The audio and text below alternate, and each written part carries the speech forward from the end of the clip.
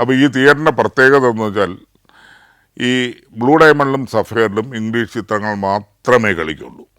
പ്രത്യേകിച്ച് ഈ സഫയർ തിയേറ്ററിൽ വലിയ വലിയ കമ്പനി 20th സെഞ്ച്വറി ഫോക്സ് പോലുള്ള മെട്രോ ഗോൾഡ്വൻ മേയർ എന്ന് പറയുന്ന അന്നത്തെ പ്രധാന ഈ ഇംഗ്ലീഷ് സിനിമയുടെ വിതരണക്കാരുണ്ട് ഇന്ത്യയിൽ. അവരുടെ ഏജൻസി ഇതൊക്കെ ഉള്ളതുകൊണ്ട് ഈ പ്രീമിയർ സിനിമകൾ അവിടെ ഇംഗ്ലീഷിൽ അവിടെ റിലീസ് ചെയ്യുന്ന കൂട്ടത്തിൽ ഇന്ത്യയിലും റിലീസ് ചെയ്യും. അതിൽ തമിഴ്നാട്ടിലും ഈ തിയേറ്ററിൽ ചെന്നൈയിൽ റിലീസ് ചെയ്യും. അതുകൊണ്ട് അത് കാണാനായിട്ട് മലയാള സിനിമ ഇന്നിപ്പോൾ മോഹൻലാലിൻ്റെയോ അല്ലെങ്കിൽ മമ്മൂട്ടിയുടെയോ സിനിമ കാണാൻ വരുന്ന പോലെയാണ് ജനം ഇടിച്ച് കയറും, ഫുള്ളാവും. ഞൊടിയുടെ കൊണ്ട് ഫുള്ളാവും. പിന്നെ ബുക്കിംഗ് വേറെ ഉണ്ട്, അഡ്വാൻസ് ബുക്കിംഗ് ഉണ്ട്. അപ്പോൾ അതുകൊണ്ട് പെട്ടെന്ന് ഫുള്ളാവും. അപ്പോൾ ഞാൻ കൊടുക്കുന്നതിൽ ബുക്കിംഗ് ഇല്ല. ടിക്കറ്റ് ഞാൻ ഇഷ്യൂ ചെയ്യുന്ന ടിക്കറ്റിൻ്റെ അവിടെ കീറി കൊടുക്കുന്നതാണ്, ബുക്കിംഗ് ഇല്ല. അതിൻ്റെ മേലെയുള്ള ക്ലാസ്സിൽ മാത്രമാണ് ബുക്കിങ്. അപ്പോൾ അതിൽ ഞാനിങ്ങനെ 5-6 ദിവസം കഴിഞ്ഞപ്പോൾ ഈ ടിക്കറ്റിൻ്റെ അവിടെ ഒരാൾ വന്ന് കൗണ്ടറിൻ്റെ അവിടെ ഇങ്ങനെ നിൽക്കും. എന്നിട്ട് സാർ മറ്റേ ഇതില്ലേ ബ്ലാക്കിൽ വിൽക്കുന്ന പരിപാടിയാണ് അവർക്ക്. അതൊന്നും അവിടെ പ്രശ്നമല്ല. അപ്പോൾ അതുകൊണ്ട് അപ്പോൾ എനിക്ക് പേടിയാണ് ഈ എങ്ങനെയാണ് ബ്ലാക്കിൽ കൊടുത്ത് നമ്മളാരെങ്കിലും പിടിക്കപ്പെടുകയോ മാനേജറായിട്ടോ കണ്ട് കുഴപ്പം വരികയോ ചെയ്യും. അതൊന്നും കുഴപ്പമില്ല സാർ, ഒരു നന്നാൽ മതി, കുറേ ടിക്കറ്റ് ഇങ്ങോട്ട് തന്നാൽ മതി, ഇതാ പൈസ നേരത്തെ അങ്ങ് തരാം, മാർജിൻ അടക്കം. അപ്പം ഞാൻ നോക്കുമ്പോൾ നമുക്കൊരു ദിവസം ഒരു എമൗണ്ട് കിട്ടും ഈ അവിടുത്തെ ശമ്പളത്തിന് പുറമെ. അങ്ങനെ ബ്ലാക്കിലുള്ള ആളിന് ഇത് ടിക്കറ്റ് അറിയാതെ തന്നെ നേരത്തെ ഉരുട്ടി കൊടുത്തിട്ട് ബാക്കിയുള്ള ഇത് ടിക്കറ്റ് ക്ലോസ് ആവും. അവിടെ ഫുള്ളെന്ന് പറഞ്ഞ് ബോർഡ് വിടും. അത് കഴിഞ്ഞാൽ എവൻ കൊണ്ടുപോയി ബ്ലാക്കിൽ വിൽക്കുന്നു. പക്ഷെ പൈസയൊക്കെ എനിക്ക് വന്നു കഴിഞ്ഞു, എൻ്റെ മാർജിനും വന്നു കഴിഞ്ഞു. അപ്പോൾ ഇത് കൊള്ളാമെന്നുള്ളത് അതെങ്ങനെ കണ്ടിന്യൂ ചെയ്തു പോയി. ഇവർ ഈ തിയേറ്ററിൽ തന്നെ 6 മാസം തികയില്ല. 180 ദിവസം കഴിഞ്ഞ് ഒരാൾ ജോലിയിൽ തുറന്നാൽ ഈ ലേബർ നിയമപ്രകാരം അത് അയാൾക്ക് സ്ഥിരപ്പെടുത്തണമെന്നുണ്ടോ നിയമം ഉണ്ടെന്ന് തോന്നുന്നു. അപ്പോൾ അത് കാരണം ഒരു 5.5 മാസം കഴിയുമ്പോഴത്തേക്കൊക്കെ ഏതാണ്ട് 180 ദിവസം കംപ്ലീറ്റ് ചെയ്യാൻ പറ്റില്ല. അതിന് മുമ്പേ ടെർമിനേറ്റ് ചെയ്യും. ടെർമിനേറ്റ് ചെയ്ത് ഒരു 10 ദിവസം കഴിഞ്ഞിട്ട് 10 ദിവസം നമ്മൾ ജോലി ഇല്ലാതിരിക്കണം വീട്ടിൽ. 10 ദിവസം കഴിഞ്ഞിട്ട് വീണ്ടും നമ്മളെ ജോലിയിൽ പ്രവേശിപ്പിക്കും.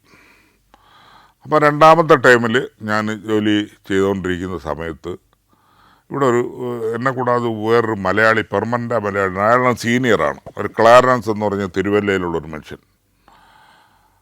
അദ്ദേഹം CITU എന്ന് പറയുന്ന ഒരു യൂണിയൻ ഫോം ചെയ്ത് അവരുടെ ശമ്പള വർധനവിന് വേണ്ടി ആദ്യമായിട്ട് കൊടികുത്തി. അപ്പോൾ ഇവരോടെല്ലാം വളരെ വളരെ ഫ്രണ്ട്ലി ആയിട്ട് ഞാനിങ്ങനെ കഴിഞ്ഞു പോകുന്നത് മാനേജ്മെൻറ്റ് കാണുന്നുണ്ട്. അങ്ങനെ ഇവർ ഒരു പ്രാവശ്യം സമരം പ്രഖ്യാപിച്ചു. അപ്പോൾ ഇവർക്ക് വേണ്ട സഹായമെല്ലാം ഞാൻ തന്നെ ചെയ്തു കൊടുത്തുകൊണ്ടിരിക്കുക. എനിക്കതിൻ്റെ തിരിച്ചറിവില്ല. എനിക്ക് യൂണിയനിൽ ചേരാനും പറ്റില്ല. ഞാൻ ഇതല്ലേ ടെമ്പററി അല്ലേ, അതുകൊണ്ട് യൂണിയനിൽ ചേരാനും പറ്റില്ല. അതിലുമില്ല ഇതിലുമില്ല. ഞാനിങ്ങനെ അവരെ സഹായിച്ചതൊന്നും അറിയാതെ ഇങ്ങനെ അവരുടെ കൂട്ടത്തിലൊക്കെ നിന്ന് ഇത് മാനേജ്മെൻറ്റ് വാച്ച് ചെയ്യുന്നുണ്ടായിരുന്നു. രണ്ടാമത്തെ ടൈമിൽ ഒരു 3 മാസം കഴിഞ്ഞപ്പോൾ സമരം വന്നതിൻ്റെ അടുത്ത ദിവസം ഒരു ദിവസം വൈകുന്നേരം എൻ്റെ ഡ്യൂട്ടി കഴിഞ്ഞ് പോകുമ്പോൾ എൻ്റെ കാഷ്യറിനെ വിളിച്ചു. ഇതുവരെയുള്ള ശമ്പളം നമ്മൾ ശനിയാഴ്ച അല്ലല്ലോ എന്ന് ചോദിച്ചപ്പോൾ അത് കുഴപ്പമില്ല, ശമ്പളം വെച്ചോന്ന് പറഞ്ഞു, നാളെ തൊട്ട് വരണ്ടെന്ന് പറഞ്ഞു. സത്യം പറഞ്ഞാൽ അന്ന് ഞാൻ ഇത് വാസുണ്ണൻ്റെ അവിടെ നിന്ന് മാറി പതുക്കെ നമുക്ക് കാശൊക്കെ വന്നു തുടങ്ങിയല്ലോ. വേറെ 2-3 പേര് ചേർന്ന് താമസിക്കുന്ന ഒരു റൂം, ബാച്ചിലേഴ്സ് താമസിക്കുന്ന അവിടെ അങ്ങോട്ട് മാറി. അപ്പോൾ അതിൻ്റെ ഒരു വാടകയുടെ ഒരു ഓഹരി കൊടുത്താൽ മതിയല്ലോ. അപ്പോൾ അങ്ങോട്ടേക്ക് മാറിയിരുന്നു. ജോലിയില്ലാതായ പിന്നെ എന്താണ് വരുമാനം, എന്ത് ചെയ്യാനുണ്ട്? ഒരു സുപ്രഭാതത്തിൽ ജോലിയില്ല. ഞാൻ അടുത്ത ദിവസം രാവിലെ അവിടെ വന്നിരുന്ന് കരഞ്ഞു. സത്യം പറഞ്ഞാൽ ഈ തിയേറ്ററിൽ എണീറ്റ് പൊക്കോളാൻ പറഞ്ഞു. നീ തിയേറ്ററിൽ കയറിപ്പോരുന്നു പറഞ്ഞു. ഈ മലയാളികളെ വച്ചാലേ ഇങ്ങനെയാണ്. എന്നൊക്കെ അവരുള്ള ഈ ഹിന്ദിക്കാർ, ഇതിൻ്റെ ഉടമസ്ഥൻ രാജസ്ഥാനി ഹിന്ദിക്കാരനാണ്. അപ്പോൾ അതിൻ്റെ ആൾക്കാരുടെ ഈ ക്യാഷ്യറെല്ലാം അവരുടെ ആൾക്കാരാണ്. അപ്പോൾ അവരൊക്കെ നമ്മളെ വഴക്ക് പറയുന്നുണ്ടായിരുന്നു. അങ്ങനെ ഞാൻ പിന്നെ മാനേജർ മലയാളി ആയതുകൊണ്ട് സാർ ഇത് എങ്ങനെയാണ് എനിക്ക് ജയിലിന്, അത് നിൻ്റെ കയ്യിലിരിപ്പ് മോശമല്ലേ, നീ എന്തിനാണ് അവരെ കൂടെ കൂടിയത്? അതെല്ലാം മാനേജ്മെൻറ്റ് എന്നെ വിളിച്ച് പറഞ്ഞു നിന്നെ ഇനി വെച്ചേക്കണ്ടെന്ന് പറഞ്ഞു. അതുകൊണ്ടാണ് ഞാൻ മാറ്റിയത്, വേറെ ഒരു നിവർത്തിയില്ല. അപ്പുറത്ത് ശിവാജി ഫിലിംസിൻ്റെ അവിടെ ചെന്നപ്പോൾ അവിടെ നിന്ന് കിട്ടി വേറെ ശകാരം, ഫയറിങ്. എന്തിനാണ് ഒരു ജോലി കിട്ടാൻ തന്നെ വലിയ ബുദ്ധിമുട്ടിലിരിക്കുന്ന സമയത്ത് അവിടെ പോയി അവരുടെ കൂടെ നിന്ന് കൊടികുത്താൻ വേണ്ടി കൂടെ നിൽക്കുക എന്നൊക്കെ പറഞ്ഞാൽ, അങ്ങനെ ആ ജോലിയും നഷ്ടപ്പെട്ടു. വീണ്ടും പുറത്ത് ജോലിയൊന്നുമില്ലാതെ ഇങ്ങനെ അലയുന്നു. അങ്ങനെ ഇരിക്കുകയാണ് വാസവണ്ണൻ്റെ അവിടെ വീണ്ടും പോയി. താമസിക്കാനല്ല, നിവർത്തിയില്ല എന്ന് പറഞ്ഞു. അദ്ദേഹം അന്നത്തെ ഒരു പ്രൊഡക്ഷൻ എക്സിക്യൂട്ടീവ് ഉണ്ട്, മണി അന്തിക്കാടെന്ന് പറയും. അദ്ദേഹം ഒന്നും ജീവിച്ചിരിപ്പില്ല. അദ്ദേഹം ഒരു ഡബ്ബിങ് ആർട്ടിസ്റ്റ് കൂടിയാണ്. അദ്ദേഹം അവിടെ വരാറുണ്ടായിരുന്നു. അദ്ദേഹത്തിന് എന്നെ പരിചയപ്പെടുത്തിയിട്ട് ഇവനെ ഒരു അസിസ്റ്റൻ്റായിട്ടൊന്ന് കൂട്ടാൻ പറ്റുമോ എന്ന് ചോദിച്ചു. പുള്ളി പറഞ്ഞു കൂട്ടാമെന്ന് പറഞ്ഞു. അങ്ങനെ അദ്ദേഹത്തിൻ്റെ കൂടെ കൂടി ഒരു ഇതിൻ്റെ പ്രൊഡക്ഷൻ മാനേജറാണെന്ന്. ഇന്നത്തെ പോലെ പ്രൊഡക്ഷൻ എക്സിക്യൂട്ടീവ്, പ്രൊഡക്ഷൻ ഡിസൈനർ, അങ്ങനെയുള്ള തസ്തികകളൊന്നുമില്ല. നിർമ്മാണ നിർവഹണം എന്ന ഒരു തസ്തിക മാത്രമേ ഒരു മലയാള സിനിമയിലുള്ളൂ. അത് പ്രൊഡക്ഷൻ മാനേജർ എന്ന് പറയുന്നത്. അപ്പം ആ പ്രൊഡക്ഷൻ മാനേജറിലെ സീനിയറാണ് ഈ മണി അന്തിക്കാടെന്ന് പറയുന്ന ആൾ. അന്നത്തെ പ്രൊഡക്ഷൻ മാനേജർ വേറൊരു അസിസ്റ്റൻറ്റിനെ വയ്ക്കാനൊന്നും അവർക്ക് അനുവാദമില്ല. അനുവാദം ഇല്ലെന്ന് എല്ലാവർക്കും ശമ്പളം കൊടുക്കില്ല പ്രൊഡ്യൂസർ. സ്വന്തമായിട്ടെല്ലാം മാനേജ് ചെയ്തോളണം എന്നുള്ളതാണ്. അപ്പം എന്നിരുന്നാലും അദ്ദേഹം സീനിയറൊക്കെ ആയതുകൊണ്ടായിരിക്കാം എന്നെ അസിസ്റ്റൻ്റായിട്ട് കൂട്ടി. അപ്പം അങ്ങനെ അദ്ദേഹമാണ് എനിക്ക് ഈ സിനിമ പ്രൊഡക്ഷൻ മാനേജർ അല്ലെങ്കിൽ എക്സിക്യൂട്ടീവിൻ്റെ ബാലപാഠങ്ങൾ പഠിപ്പിച്ചു തന്ന ഗുരു. അദ്ദേഹത്തിന് അല്പ വർക്കില്ലാതിരുന്ന സമയത്ത് വേറൊരു സിനിമ പാതിരാവും പകൽ വിളിച്ചു പോകുന്ന MT സാറിൻ്റെ സ്ക്രിപ്റ്റുള്ള ഒരു സിനിമ അതിൻ്റെ അവിടെ ഷൂട്ടിങ്ങിന് തയ്യാറെടുക്കുകയായിരുന്നു. ആസാദ് എന്ന് പറയുന്ന ആളാണ് സംവിധായകൻ. വർക്കല സ്വദേശിയായ ആസാദ് എന്ന് പറഞ്ഞ ആളാണ് എൻ്റെ സംവിധായകൻ. അപ്പോൾ അതിൻ്റെ പ്രൊഡക്ഷൻ എക്സിക്യൂട്ടീവ് എന്ന് പറഞ്ഞാൽ കോഴിക്കോട്ട്, അദ്ദേഹം ഒന്ന് ജീവിച്ചിരിപ്പില്ല, RK നായർ എന്ന് പറയുന്ന ആളാണ്. അപ്പോൾ RK നായരുടെ അടുത്ത് ഈ മണി അന്തിക്കാട് പറഞ്ഞു, നീ ഒരു 3 മാസം കഴിഞ്ഞ് എനിക്ക് സിനിമയുള്ളൂ, അതുവരെ ഈ ഒരു സിനിമയിൽ ഈ ശശിയെ കൂടെ നിർത്തിക്കൂടെ എന്ന് ചോദിച്ചു. അദ്ദേഹം പറഞ്ഞു ശരിയെന്ന് പറഞ്ഞു. അങ്ങനെ പാതിരാവും പകൽ വിളിച്ച പോയെന്ന് പറഞ്ഞ സിനിമയിൽ ഞാൻ ഇതുപോലെ അസിസ്റ്റൻ്റായിട്ട് വർക്ക് ചെയ്തു. അതിൻ്റെ ശമ്പളവും തന്നു.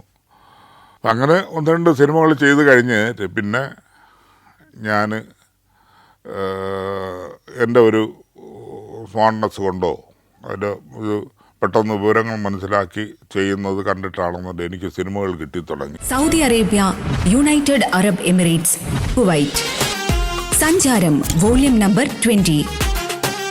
ഫുൾ HDയിലുള്ള അപൂർവ ദൃശ്യയാത്രാ വിവരണ ശേഖരം ഉടൻ സ്വന്തമാക്കാൻ സഞ്ചാരം എന്ന് SMS ചെയ്യൂ.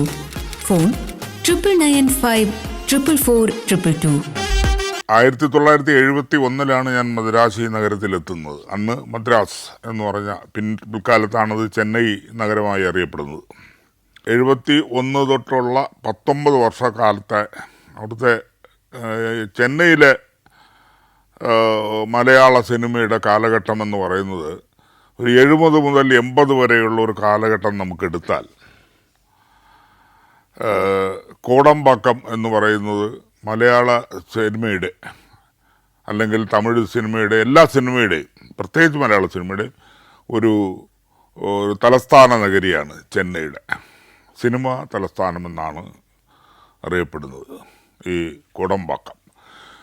ഒരു മലയാള സിനിമയിൽ അക്കാലത്ത് ജോലി ചെയ്തിരുന്ന അല്ലെങ്കിൽ പിൽക്കാലത്ത് ജോലി ചെയ്തിരുന്ന 90% നടീനടന്മാരും സാങ്കേതിക വിദഗ്ധരും സംഗീതജ്ഞന്മാർ തുടങ്ങി എല്ലാവരും തന്നെ കോടമ്പാക്കം ടച്ച് ചെയ്തിട്ടുള്ളവരാണ് എന്നുള്ളതാണ് ഒരു പ്രത്യേകത. ഈ കോടമ്പാക്കം എന്ന് പറയുന്നത് സിനിമ കോടമ്പാക്കത്ത് സ്റ്റുഡിയോയുടെ അവിടുന്ന് ഇങ്ങോട്ട് തുടങ്ങിയാൽ അത് മഹാലിംഗപുരം ജംഗ്ഷൻ തൊട്ട് അവിടെ ഒരു പാലമുണ്ട്, കോടമ്പാക്കം ബ്രിഡ്ജ് എന്നാണ് അറിയപ്പെടുന്നത്. ബ്രിഡ്ജ് ഇറങ്ങിക്കഴിഞ്ഞാൽ പിന്നെ കോടമ്പാക്കമായി, പിന്നെ സിനിമയുടെ ഒരു ഹബ് എന്നൊക്കെ പറയാം എന്നുള്ളത്. അപ്പോൾ അവിടെ ഇതിൻ്റെ നടുവിലായിട്ട് ഒരു ഹോട്ടലുണ്ട്, ഹോളിവുഡ് ഹോട്ടൽ എന്നാണ്. വളരെ മുമ്പ് തന്നെ ഉള്ള ഒരു നോൺ വെജിറ്റേറിയൻ ഹോട്ടലാണ്. ഒരുവിധം നന്നായിട്ട് നടത്തിക്കൊണ്ടു പോകുന്ന ഒരു അവിടെ തിരൂര് ആ ഭാഗത്തുള്ള മലബാറിലുള്ള ഒരു ഒരു കുടുംബമാണ് അത്. പിന്നീട് പിൽക്കാലത്ത് അവരുടെ മക്കളും സഹോദരന്മാരും ഒക്കെ നടത്തി പോകുന്നതാണ്. അവിടെ ഈ മലയാള സിനിമയുടെ ഭാഗ്യാന്വേഷികളുടെ ഒരു കേന്ദ്രമാണത്. എല്ലാ ദിവസവും വൈകുന്നേരങ്ങളിൽ അവിടെ മലയാള സിനിമയിൽ പിൽക്കാലത്ത് വലിയ വലിയ ആൾക്കാരായവരും അക്കാലത്ത് ഒന്നുമില്ലാതെ അവിടെ സിനിമയിൽ ചാൻസ് തേടി അലയുന്നവരും, ചാൻസ് ലഭിച്ചവരും, ചാൻസ് ലഭിച്ച് കുറച്ച് മുന്തിയ പൊസിഷനിലായവരും എല്ലാവരും ഒത്തുകൂടുന്ന ഒരു സ്ഥലമാണ് ഈ ഹോളിവുഡ് ഹോട്ടൽ എന്ന് പറയുന്നത്. മലയാള സിനിമയ്ക്ക് മറക്കാനാകാത്ത ഒരു സ്ഥലമാണ് ഈ ഹോളിവുഡ് ഹോട്ടൽ. അവിടെ വരാത്ത ആരുമില്ല. അവിടുന്ന് വൈകുന്നേരം അവിടെ പോയി അന്വേഷിച്ചാൽ ഇന്ന ആൾ, ഇപ്പം ഉദാഹരണത്തിന് കല്ലിയൂർ ശശി ഇവിടെ വന്നിരുന്നു ഒരു 6 മണിക്കൂറുണ്ടായിരുന്നു. അത് എവിടെ താമസിക്കുന്നത് അവിടെ പറഞ്ഞു തരും, അവിടെ ആരെങ്കിലും പറഞ്ഞു തരും, അല്ലെങ്കിൽ വേറെ ഒരാളുടെ അഡ്രസ്സോ ഉള്ളു. അതുവരെ കിട്ടുന്ന ഒരു സ്ഥലമായിരുന്നു. പിന്നെ ഇപ്പുറത്തെ മുൻപായിട്ട് മലയാള സിനിമയുടെ കഥ പറയാൻ പറ്റുന്ന ഒരു ലോഡ്ജുണ്ട്, ഉമാ ലോഡ്ജ് എന്ന് പറഞ്ഞു. കൊച്ചിൻ ഹനീഫ തുടങ്ങി എത്രയോ മഹാരഥന്മാർ അവിടെ താമസിച്ച്, ചാൻസ് തേടി താമസിച്ച്, പിന്നെ ചാൻസ് കിട്ടിയിട്ടും അവിടെ വിടാതെ, നല്ല തിരക്കുണ്ടായിട്ടും വിടാതെ ഭാഗ്യം എന്ന് കരുതി അവിടെ താമസിച്ചവർ, അങ്ങനെയുള്ളൊരു ലോഡ്ജാണ് ഉമാ ലോഡ്ജ് എന്ന് പറയുന്നത്. ഈ കൊച്ചിൻ ഹനീഫയുടെ ജീവിതത്തിൽ ഒരുപാട് സ്വാധീനം ചെലുത്തിയിട്ടുള്ള ഒരു ലോഡ്ജാണ്. അപ്പോൾ ഇവിടെയുള്ള ഒരു പ്രൊഡക്ഷൻ മാനേജർ എന്നുള്ള ലെവലിൽ എനിക്ക് എല്ലാ സ്ഥലത്തും നേരിട്ട് പോകേണ്ടി വന്നിട്ടുണ്ട്, ഈ ആർട്ടിസ്റ്റിനെ കാണാനും അല്ലെങ്കിൽ അവരെ വിളിക്കാനും അവരുടെ ഡേറ്റ് വാങ്ങിക്കാനും അവർക്ക് പ്രതിഫലം കൊടുക്കാനും ഒക്കെ ആയിട്ട്. പിന്നെ മലയാള സിനിമയുടെ മറ്റൊരു ലോഡ്ജിൻ്റെ കഥ പറയാനുള്ളത് ഒരു വലിയ നീണ്ട കഥയാണ്. ഈ സ്വാമീസ് ലോഡ്ജ് എന്ന് പറഞ്ഞിട്ട് അന്ന് ആ കാലത്ത് മൗണ്ട് റോഡ് എന്നറിയപ്പെടുന്ന, ഇന്ന് അണ്ണാശാല എന്നാണ് അറിയപ്പെടുന്നത് ചെന്നൈയിൽ. മൗണ്ട് റോഡിലുള്ള സ്വാമീസ് ലോഡ്ജ് സത്യൻ മാഷ് മുതൽ അവിടെയാണ് താമസിച്ചിരുന്നത്. സത്യൻ മാഷ് മുതൽ അത് മലയാളത്തിലെ ഒരു ഒട്ടുമുക്കാൽ ആർട്ടിസ്റ്റും അവിടുന്നാണ് അവരുടെ ജീവിതം തുടങ്ങിയിട്ടുള്ളത്. ചെറിയ വേഷങ്ങൾ ചെയ്യാൻ മദ്രാസിയിലേക്ക് വണ്ടി കയറി അവിടെ എത്തുന്നത് സ്വാമീസ് ലോഡ്ജിലാണ്. വലിയ വേഷങ്ങൾ ചെയ്യുന്നവർ, ഷൂട്ടിങ്ങിന് വേണ്ടി അവിടെ എത്തുന്നവർ താമസിക്കുന്ന ഒരു ലോഡ്ജാണത്. സ്വാമീസ് ലോഡ്ജ്. സ്വാമിയാണ് എൻ്റെ ഉടമസ്ഥൻ. ആ സ്വാമി കൗണ്ടറിലിരിക്കും, ഒരേ ഒരു ഫോണേ ഉണ്ടാവുള്ളൂ. അപ്പോൾ ഓരോ ഫോൺ കാൾ ബെല്ലടിക്കുമ്പോഴും എല്ലാവരും കാതോർക്കും ആരെയാണ് വിളിക്കണത്. അപ്പോൾ അവിടെ നിന്നുകൊണ്ട് സ്വാമി ജോസ് പ്രകാശ് എന്ന് വിളിക്കും. വിളിച്ചാൽ ജോസ് പ്രകാശിന് കാൾ വന്നിരിക്കുന്നു എന്നർത്ഥം. അങ്ങനെ പറവൂർ ഭരതൻ, അങ്ങനെ തുടങ്ങി ഒരുപാട് ആർട്ടിസ്റ്റ്, എല്ലാ ആർട്ടിസ്റ്റും അവിടെയാണ് താമസിക്കുക. അപ്പോൾ അതിനൊക്കെ ഈ ചെന്നൈ നഗരം ഇതിൻ്റെ ഒരു മലയാള സിനിമയിൽ ഒരു പ്രധാന പങ്ക് വഹിക്കാനുണ്ട്. ഈ ഹോളിവുഡ് ഹോട്ടലിൽ ഈ ഒരുപാട് പേര്, ഞാൻ പേരെടുത്ത് ഞാനൊന്നും പറയുന്നില്ല, അവരെല്ലാം കഷ്ടപ്പെടുന്ന രംഗങ്ങൾ ഞാൻ നേരിൽ കണ്ടിട്ടുണ്ട്. ആഹാരത്തിന് ബുദ്ധിമുട്ടുന്നവർ, കിടപ്പാടമില്ലാത്തവർ, രാവിലെ മുതൽ വൈകുന്നേരം വരെ അവിടെ തന്നെ നിന്ന് സമയം കളയാൻ നിവൃത്തിയില്ലാത്തതുണ്ട്. രാത്രിയാകുമ്പോൾ വേറെ എവിടെയെങ്കിലും ഒരു കടയുടെ മുൻവശത്തോ എവിടെയെങ്കിലും ഒരു തോർത്ത് വിരിച്ച് കിടക്കുന്നവർ, അങ്ങനെ തുടങ്ങി ഒരുപാട് പേരുണ്ട്. അവരെല്ലാം പിൽക്കാലത്ത് നല്ല ആർട്ടിസ്റ്റുകളും സാങ്കേതിക വിദഗ്ധരും ഒക്കെ ആയി മാറിയ ചരിത്രവുമുണ്ട്. അത് പേരെടുത്ത് ഞാനിപ്പോൾ പറയുന്നില്ല, അപ്പോൾ അവർക്ക് എന്തെങ്കിലും ബുദ്ധിമുട്ടുണ്ടാകുമോ എന്ന് വിചാരിച്ചാൽ പേരെടുത്ത് പറയുന്നില്ല. അപ്പോൾ ഏതാണ്ട് എല്ലാ ആർട്ടിസ്റ്റും, നമ്മുടെ പ്രതാപചന്ദ്രൻ എന്ന് പറയുന്ന അന്തരിച്ച നടനുണ്ട്, അദ്ദേഹം ഒരുപാട് സിനിമയിൽ പിൽക്കാലത്ത് അഭിനയിച്ചു. അദ്ദേഹവും അവിടെയാണ് ദിവസവും വന്ന് പോകുന്നത്. പിന്നെ ഒരു അബ്ബാസ് എന്ന് പറഞ്ഞ ഒരാൾ അക്കാലത്ത് സിനിമയിലുണ്ടായിരുന്നു, തടിച്ചിട്ട് മീശയൊക്കെ ആയിട്ട് ഒരു അബ്ബാസ് എന്ന് പറഞ്ഞ ഒരാളുണ്ടായിരുന്നു. അദ്ദേഹവും അവിടുന്ന് തന്നെയാണ് തുടക്കം. ചാൻസ് കിട്ടിക്കഴിഞ്ഞാൽ ഒരു നല്ലവണ്ണം ഒരുപാട് സിനിമകളിൽ അഭിനയിച്ചു കഴിഞ്ഞാൽ ഈ വൈകുന്നേരമാകുമ്പോൾ മദ്യപാനം നടത്തും. മദ്യപാനം നടത്തിയിട്ട് അതിനൊരു 1/2 കിലോമീറ്ററിന് അപ്പുറത്താണ് പുള്ളി താമസിക്കുന്നത്. പക്ഷെ ദിവസവും അദ്ദേഹത്തിന് വീട്ടിൽ പോകുന്ന വഴി തെറ്റും. അതെല്ലാവർക്കും അറിയുന്ന ഒരു തമാശയാണത്. അദ്ദേഹം കുറച്ച് ദൂരം പോയിട്ട് അവിടെ വരുന്ന ആരുടെയെങ്കിലും ചോദിക്കും, ഒരു അബ്ബാസ് എന്ന് പറയുന്ന ഒരു നടനുണ്ടല്ലോ, അറിയാമോ? ആ, കേട്ടിട്ടുണ്ട്. അദ്ദേഹത്തിന് വീട് എവിടെയാണെന്ന് അറിയാമോ? ഇത് ചോദിക്കുന്ന ഒരു രീതി. ഇങ്ങനെയുള്ള ഒരുപാട് കാഴ്ചകൾ കണ്ട ഒരു സ്ഥലമാണ് ഈ കോടമ്പക്കം. ഇതൊക്കെ കഴിഞ്ഞ് അങ്ങോട്ട് പോയാൽ ജൂനിയർ ആർട്ടിസ്റ്റുകൾ തിങ്ങിപ്പാർക്കുന്ന ഒരു സ്ഥലമുണ്ട്. അതായത് സിനിമയിൽ ജൂനിയർ ആർട്ടിസ്റ്റുകൾ എന്ന് പറയുന്നത് ഈ ക്രൗഡിൻ്റെ സമയത്ത് 100 പേര് വേണം, 10 പേര് വേണം, 25 പേര് വേണം, 50 പേര് വേണം, 500 പേര് വേണമെന്ന് പറയുമ്പോൾ ഇവരെല്ലാം കൂടെ വിളിച്ചുകൊണ്ട് അതിന് ഏജൻ്റുണ്ട്. ഇത് ജൂനിയർ ആർട്ടിസ്റ്റ് ഏജൻ്റ് എന്നാണ് അന്ന് അറിയപ്പെടുന്നത്. ആ ഏജൻറ്റ് ഒരുപാട് പേരുണ്ട്. അപ്പോൾ അവരിൽ ഒരാൾ മലയാള സിനിമയിൽ 2-3 പേരാണ് വർക്ക് ചെയ്യുന്നത്. അപ്പോൾ അവരോട് പറഞ്ഞു കഴിഞ്ഞാൽ നാളെ ഒരു 25 പേര് വേണം കേട്ടോ. ഓക്കെ, അപ്പോൾ 25 പേരിൽ എത്ര പേര് സംസാരിക്കണം അല്ലെങ്കിൽ ശബ്ദമുണ്ടാക്കണം എന്നുള്ളതും പറയണം. കാരണം അവർക്ക് ജൂനിയർ ആർട്ടിസ്റ്റിന് അന്നത്തെ കാലത്ത് എത്ര രൂപയാണ് കിട്ടുന്നതെന്നുണ്ടെങ്കിൽ അതിൻ്റെ ഒരു അല്പക്കൂടുതൽ കിട്ടും. ഒരു പ്രാവശ്യം ഒരു ശബ്ദം ഉണ്ടാക്കിയാൽ, ഒരു ഡയലോഗ് പറഞ്ഞാൽ അതിൽക്കാട്ടിലും കൂടുതൽ കിട്ടും. അങ്ങനെയുള്ള റേറ്റാണ് ഈ ജൂനിയർ ആർട്ടിസ്റ്റ്. അവർ തിങ്ങിപ്പാർക്കുന്ന ഓരോ സ്ട്രീറ്റുകളാണ് അവിടെ. അവരുടെ ജീവിതവും കഷ്ടം നിറഞ്ഞ ഒരു ജീവിതം. അപ്പോൾ ഞാൻ പതുക്കെ സിനിമകൾ വർക്ക് ചെയ്ത് തുടങ്ങി. 74 ആയപ്പോഴത്തേക്ക് പ്രിയമുള്ള സോഫിയ എന്ന് പറയുന്ന വിൻസെൻ്റ് മാസ്റ്റർ സംവിധാനം ചെയ്യുന്ന ഒരു സിനിമ. ആ സിനിമയിൽ ഈ വിൻസെൻ്റ് മാസ്റ്റർ എന്ന് പറയുന്ന ഒരു മനുഷ്യൻ പ്രഗത്ഭനാണ്, പക്ഷേ മുൻശുണ്ടിയുള്ള ഒരാളാണ്. ഒരു സമയത്ത് ഒരു സിനിമയിൽ ഈ സുകുമാരി അഭിനയിക്കുന്ന ഒരു സിനിമ, സുകുമാരിയും കൂടി രാവിലെ ലൈറ്റപ്പ് ചെയ്ത് സുകുമാരി വന്ന് ഷോട്ടിൽ നിന്ന് നിൽക്കാൻ പറഞ്ഞു. ലൈറ്റപ്പ് ചെയ്ത് തീർന്നിട്ട് പറയണം, ഗ്ലെയർ അടിക്കുന്നുണ്ടല്ലോ ആ ലൈറ്റിന് എന്ന് പറഞ്ഞു. അവരൊന്ന് അറിയപ്പെടുന്ന ആർട്ടിസ്റ്റാണ്. അപ്പം വിൻസെൻ്റ് മാസ്റ്റർ നിന്നിട്ടാണ് ലൈറ്റപ്പ് ചെയ്യുന്നത്. അദ്ദേഹം ഈ ലൈറ്റിൻ്റെ ഒരു കാര്യങ്ങൾ എത്ര ഇതുണ്ട് എന്നുള്ളതൊക്കെ നോക്കുന്നത് ക്യാമറയിൽ കൂടിയല്ല. ഓപ്പറേറ്റീവ് ക്യാമറമാൻ വേറെ ഉണ്ടാവും. അദ്ദേഹം ക്യാമറയുടെ സൈഡിൽ കൂടി നിന്നിട്ടാണ്. അദ്ദേഹം നോക്കിയാൽ ഗ്ലെയർ ഒന്നും പറഞ്ഞില്ലെങ്കിൽ ഗ്ലെയറൊന്നും ഇല്ല, കറക്റ്റാണെന്നർത്ഥം. അദ്ദേഹം കൈവെള്ളയിലൊക്കെ നോക്കി പറയും ലൈറ്റിൻ്റെ, അത്ര എക്സ്പെർട്ടാണ്. അപ്പോൾ അവിടെ ഗ്ലെയർ ഇല്ല. യഥാർത്ഥത്തിൽ വിൻസെൻ്റ് മാസ്റ്ററെ സംബന്ധിച്ചോളം അവിടെ ഗ്ലെയർ ഇല്ല. പക്ഷേ ഇത് പറഞ്ഞത് അദ്ദേഹത്തിനൊരു വലിയ അപമാനമായി തോന്നിയതാണ്. പിന്നെ ഞാൻ കേൾക്കുന്നത് പാക്കപ്പ് എന്നൊരു വേർഡാണ്.